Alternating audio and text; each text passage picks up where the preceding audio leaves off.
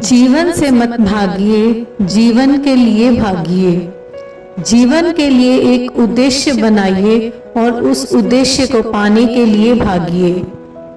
दोस्तों, आज की कहानी इंग्लैंड में रहने वाली डॉक्टर एनी बेसेंट पर बनी है, जो कि अपने वर्तमान जीवन के प्रति बहुत निराश थी और एक सार्थक जीवन जीने की चाह उसके हृदय में उठती रहती थी।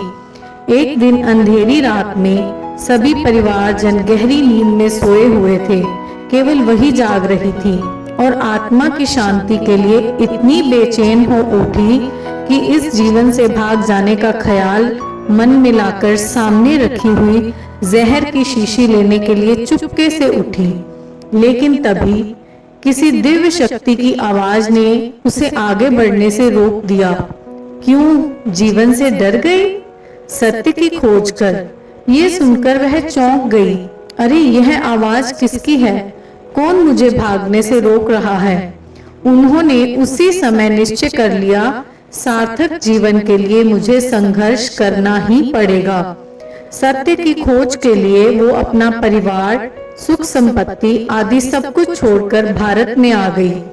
उनने साध्वी जैसा जीवन ग्रहण किया और विश्व को भारतीय जीवन दर्शन के रंग में रंग देना ही अपना उद्देश्य बना लिया। उसकी मृत्यु भारत में ही हुई थी।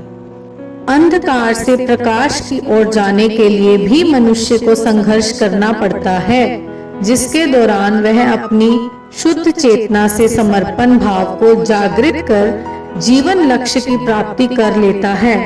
ऐसे संघर्षवान व्यक्ति की ईश्वर भी सहायता करता है, बशर्ते वह सच्ची लगन व उत्साह के साथ सार्थक जीवन के प्रति संकल्पित हो और उसकी आंखें निर्धारित लक्ष्य पर केंद्रित हों।